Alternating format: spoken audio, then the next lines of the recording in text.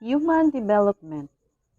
In this module, we learn about the meaning, concepts, and approaches of human development. Week 1. This module teaches us the process of development involves the beginning and ending. There is a lot of research and theories about human development. Human development refers to the physical, cognitive, psychosocial development of human throughout the lifespan. Physical development involves growth and change in the body and brain, the senses, motor skill, health, and wellness. Cognitive domain.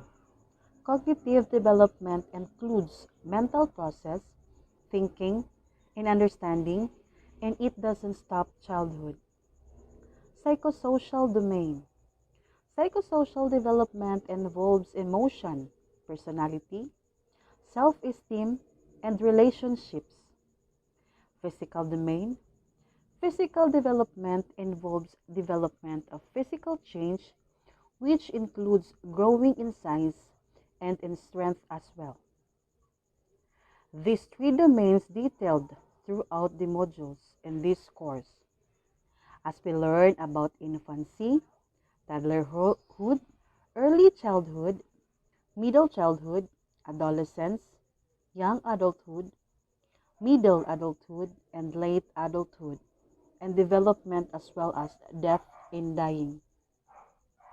Proximidistal, the muscular control of the trunk and arm, comes earlier as compared to the hands and fingers. Cephalocaudal, the head with physical growth in size, weight, and future differentiation gradually working its way down from the top to bottom. Biological process involves change in the individual physical nature. Cognitive process involves change in the individual thought, intelligence, and language. Social-emotional process includes change in the individual relationships with other people, emotions, and change in personality. These processes are inextricably intertwined. While these processes are studied separately, is not isolated from the other processes. The two process human development approaches, traditional and lifespan. Traditional, change from birth to adolescence, little or no change in adulthood, and decline in the late old age. Lifespan, believe that even in adulthood, developed change take place as it does during childhood. Principles of child development of learning that inform practice. All the domains of development and learning, physical, social and emotional, and cognitive, are important and they are close to interrelated. Many aspects of children's learning and development follow well documented sequences. Development and learning proceed at varying rates from child to child. Developmental learning results from a dynamic and continuous interaction. Early experience have profound effects, delayed, cumulative on a child's development. Development proceeds towards greater complexity, self-regulation, and presentational capacities. Child develop best when they have secure, consistent relationship with peers. Development and learning occur in and are influenced by multiple social contexts. Always mentally active and seeking to understand the world around them.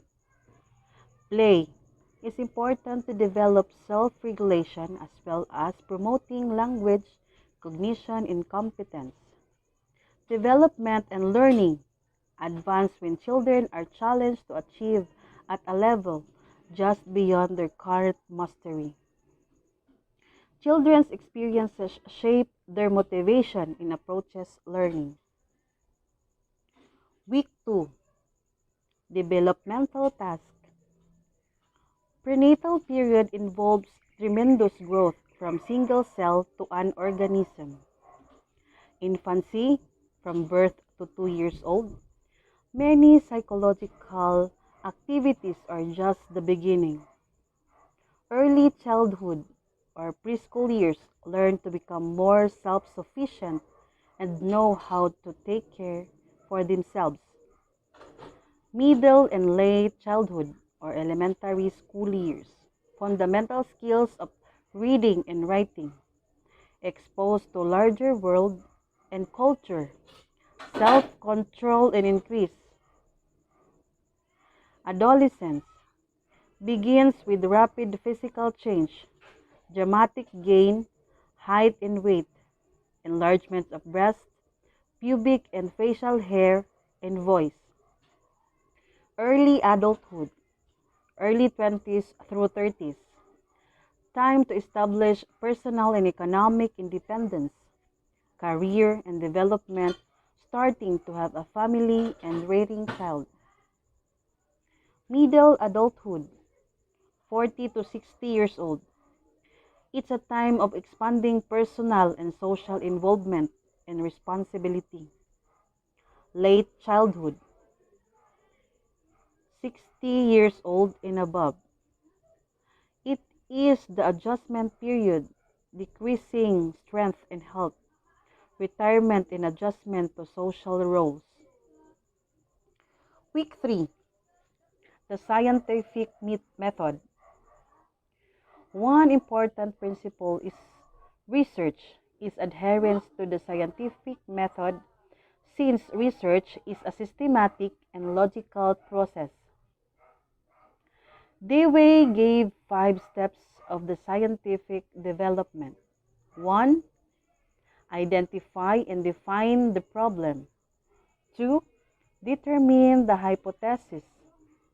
3. Collect and analyze data.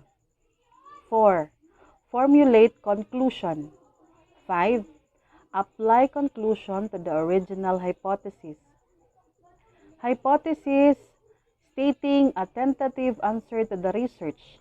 Hypothesis is also referred to as an educated guess. There are some research designed as we see that in our lesson in VLE. Some examples of research design provide with valuable information about child and adolescent development.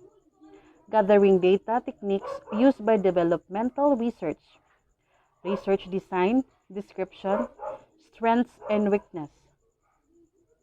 Data gathering techniques. 1. Observation can be made in either laboratories in nature strength. Number 2, physiological measures, children indicator development such as heart rate, hormonal levels, bone growth, body weight, and brain activity measured. Standard, standardized preferred tests that assess individuals' performance in direct domain. Number 4, interviews and questionnaires, asking participants to provide information, answering questions given by researchers. Number 5, life history records, records of information about lifetime events and activities involving data records, education, work, family, and residence. Last, ethical principles. To serve genuine purposes of research,